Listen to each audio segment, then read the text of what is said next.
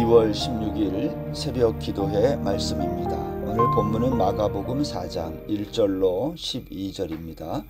예수께서 다시 바닷가에서 가르치시니 큰 무리가 모여들거늘 예수께서 바다에 떠있는 배에 올라앉으시고 온 무리는 바닷가 육지에 있더라.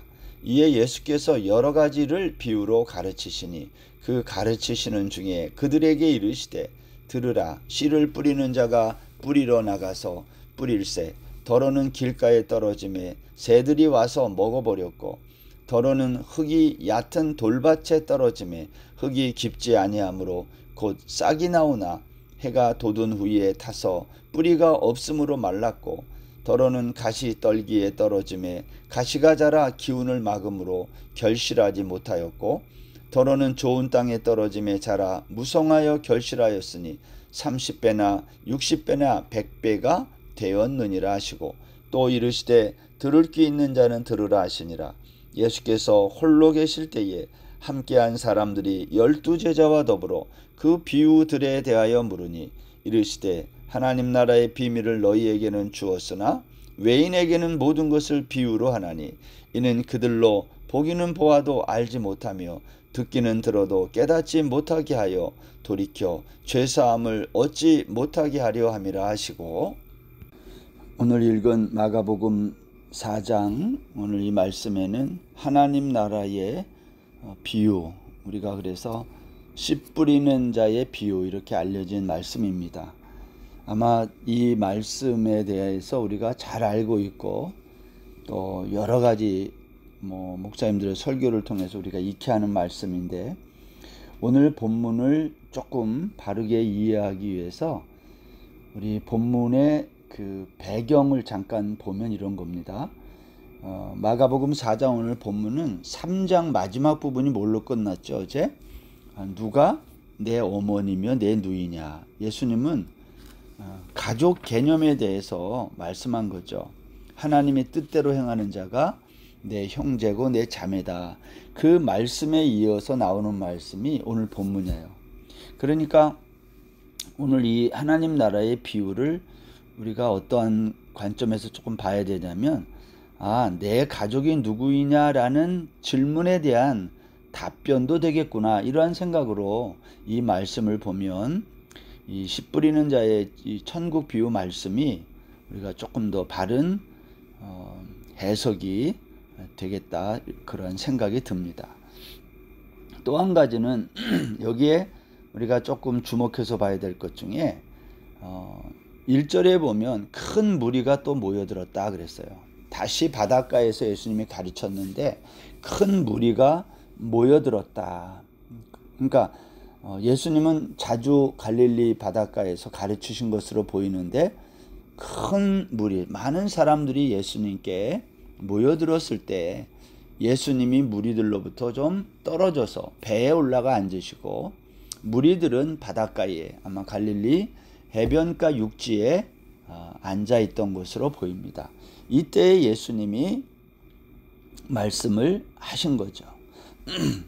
그런데 오늘 예수님께서 이 많은 무리들에게 이렇게 비유로 말씀을 하셨지만 오늘 10절 말씀에 보면 이 말씀이 끝나고 예수님이 혼자 계실 때에 12제자와 함께 있었던 사람들이 그 비유에 대해서 물었을 때 예수님께서 이 비유의 내용을 이제 그 제자들과 함께한 사람들에게 말씀했다, 이렇게 돼 있어요. 이제 그런 걸 보면 예수님이 갈릴리 이 바닷가에서 많은 큰 무리에게 말씀은 하셨지만 대부분의 사람, 아마 대부분이 아니라 제자들도 무슨 말인지 몰랐으니까 전체 이 큰 무리는 이 천국 비유의 뜻을, 의미를 몰랐다는 말이 가능한 거죠. 우리도 그렇잖아요. 하나님의 말씀을 많이 듣기는 하지만 그 말씀의 참된 의미를 모르고 아니면 때로는 왜곡하여 알 때가 참 많습니다. 오늘 여기 마가복음 4장에 있는 이 씨 뿌리는 자의 비유도 그 중에 하나입니다. 우리는 보통 이 비유를 들으면 기억나는 건 이런 거죠. 나는 길가와 같은 마음, 또 아니면 돌밭과 같은 그러한 마음, 가시떨기와 같은 그런 마음이 되지 말고 좋은 밭, 옥토가 되어서 내 열매 맺는 그러한 사람이 돼야 되겠다. 우리가 이러한 생각을 많이 합니다. 열매 맺는 옥토가 되자. 그래서 우리가 우리 자신을 얼마나 많이 수련도 하고 또 훈련시키지 않습니까? 할 수만 있으면 내 완악해진 마음, 또 여러 가지 세상의 염려 근심으로 가득 찬 내 마음을 기경해서 좋은 밭을 만들어야 되겠다, 이런 생각을 많이 갖잖아요. 그런데 여러분, 한 가지 우리가 좀 생각해야 될 것은 밭이 스스로 좋은 밭이 될 수 있는가 하는 거예요. 밭 스스로가 노력해서 좋은 밭이 될 수 있을까요? 그럴 수 없는 거죠. 밭 스스로가 어떻게 스스로 옥토가 됩니까? 오늘 여기 말씀에 의하면 이 길가와 같은 밭이 됐든 돌밭과 같은 밭이 됐든 가시떨기가 있는 그런 밭이 되었든 밭이 열매를 맺으려면 씨가 뿌려져야 되는 거예요. 성경은 이걸 뭐라고 말하냐면 말씀이라고 말하는 거죠. 그래서 말씀의 씨앗이 뿌려지는 거예요. 이 말씀이 완악한 이 땅에 여기 떨어지는 거죠. 그러니까 우리의 상태가 이렇다는 걸 성경이 마음으로 보여주는 거거든요. 로마서 3장에 의하면 의인은 없나니 하나도 없으며 깨닫는 자도 없고 하나님을 찾는 자도 없다, 그런 말씀이 있어요. 그렇죠. 또 로마서 3장 23절 우리가 잘 아는 말씀에도 보면 모든 사람이 죄를 범하였음에 하나님의 영광에 이르지 못하더니, 다 이게 뭘 설명하는 말입니까? 우리 인간은 의인이 없다는 거예요. 우리 스스로 하나님을 찾고 하나님을 깨닫고 그렇게 할 수 없다는 거예요. 우리는 마치 이 길가와 같은 밭처럼 돌밭과 같은 것처럼 가시떨기와 같은 그러한 밭처럼 우리의 마음의 상태가 이렇다는 거예요. 그런데 우리 스스로가 어떻게 좋은 밭이 될 수 있나요? 그럴 수 없는 거예요. 성경은 우리의 상태를 뭐라고 말해요? 우리는 의인이 될 수도 없고 우리 스스로 하나님을 찾지도 않고 모든 사람은 죄인이고 하나님의 영광에 이르지 못한다는 거예요. 여러분, 이러한 이야기가 어디서부터 나오죠? 창세기 3장에 가보면요, 이제 아담과 하와가 선악을 알게 하는 나무의 실과를 따먹고 이제 하나님의 심판을 받죠. 그래서 에덴 동산에서 추방당하게 되고, 이제 그 내용이 나오는 중에 창세기 3장 17절에 보면 하나님이 이렇게 말씀했어요. 아담에게 이르시되 내가 내 아내의 말을 듣고 내가 내게 먹지 말라 한 나무의 열매를 먹었은즉 땅은 너로 말미암아 저주를 받고 너는 평생에 수고하여 그 소산을 먹으리라. 땅이 저주를 받았다, 그렇게 말해요. 18절에 보면 땅이 내게 가시덤불과 엉겅퀴를 낼 것이라. 땅이 가시덤불과 엉겅퀴를 내고 땅이 저주를 받고, 오늘 여기 마가복음 본문에 있는 것과 똑같이 여러분, 이 세상에 있는 우리 인간들, 우리 사람들의 마음이란 어떤 상태냐? 저주받은 상태라는 거예요. 우리 스스로의 힘으로 우리가 좋은 밭, 옥토가 될 수 없다. 우리 스스로 우리가 정말 하나님 앞에 의로운 사람이 될 수 있습니까? 없다는 것을 성경은 처음부터 얘기해요.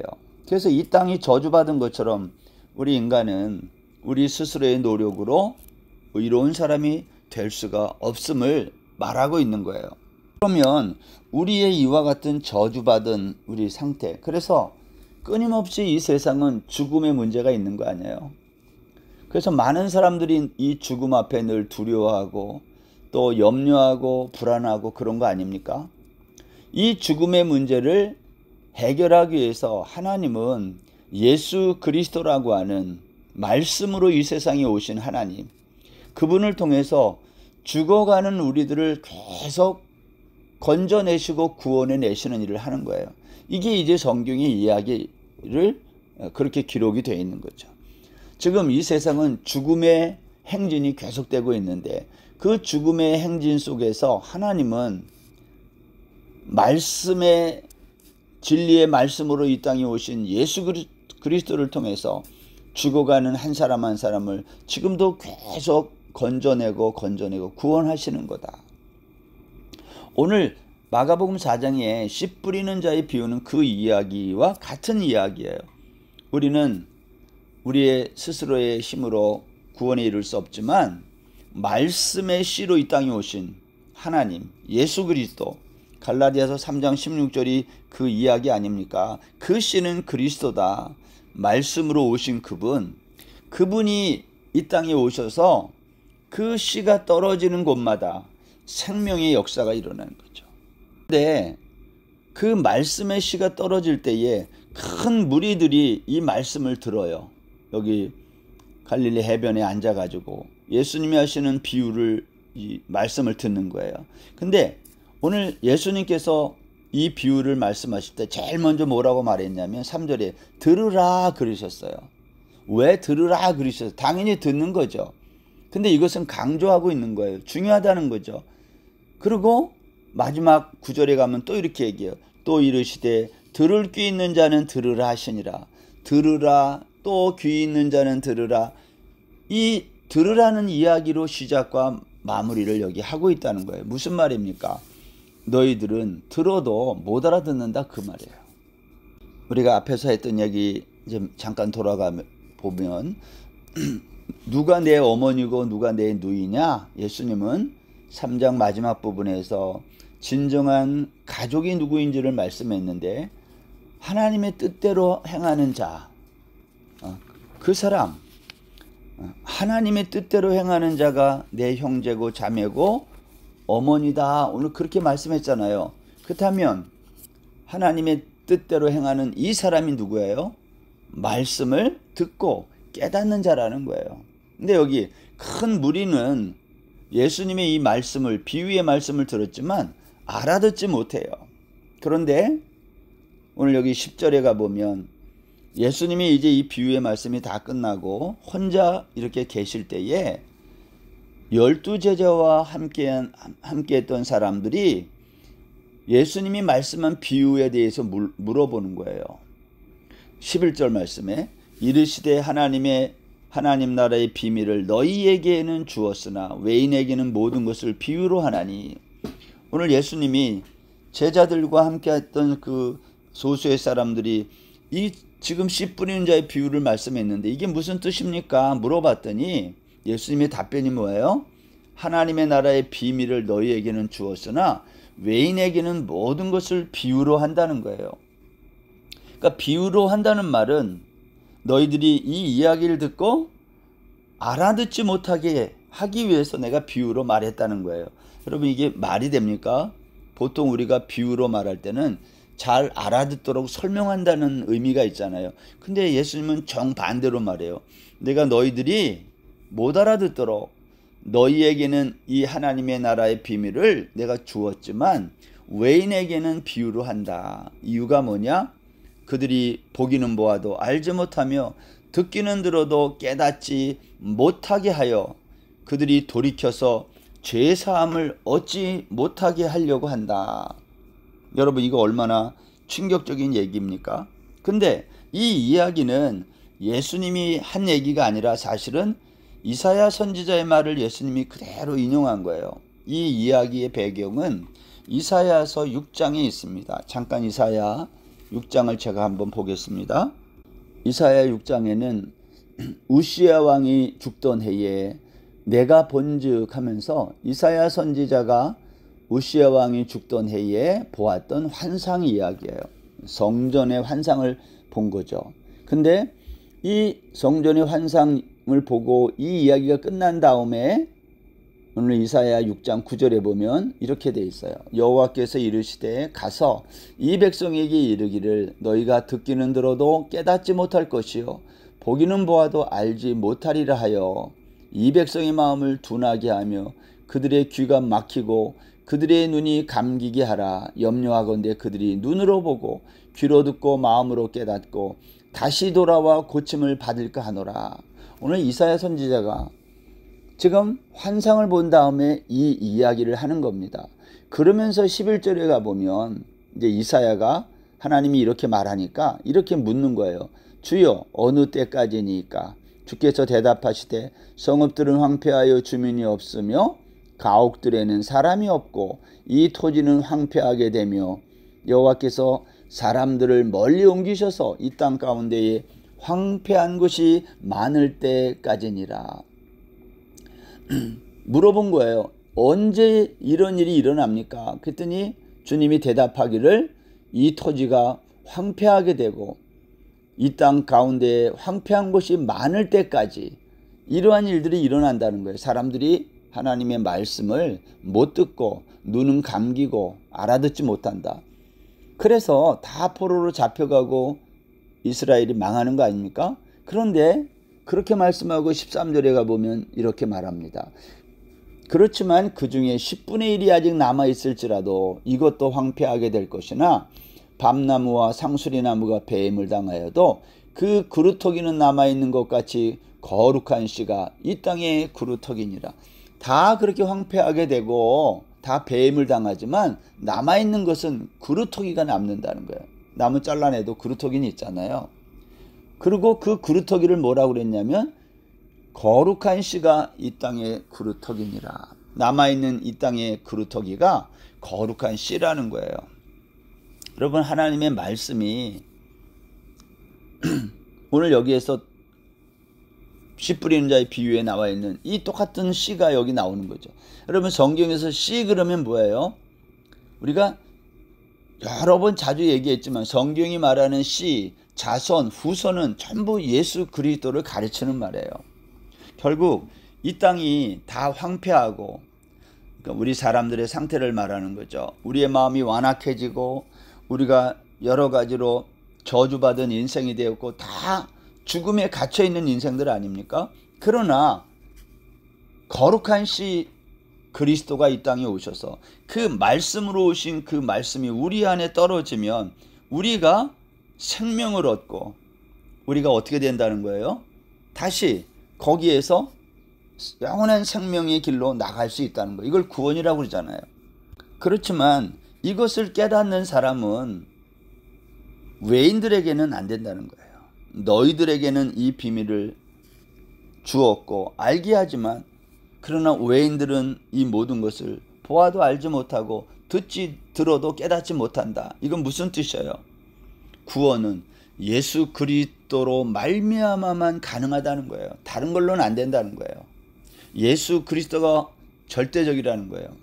우리의 노력과 우리의 수고로는 이룰 수 있는 것이 아니라는 거예요. 뭐가? 영원한 생명과 구원이. 예수님이 가르쳐 주신 하나님 나라 비유에서 이 씨 뿌리는 자의 비유가 중요한 거, 이것을 또 제일 먼저 주님이 말씀한 이유가 뭘까요? 이걸 알지 못하면 나머지 모든 비유를 모른다는 거예요. 그래서 마가복음 4장 13절에 보면 이랬어요. 너희가 이 비유를 알지 못할진대 어떻게 모든 비유를 알겠느냐. 사랑하는 여러분, 우리의 구원, 우리는 다 하나님의 저주를 받아 죽음 가운데 갇힌 자예요.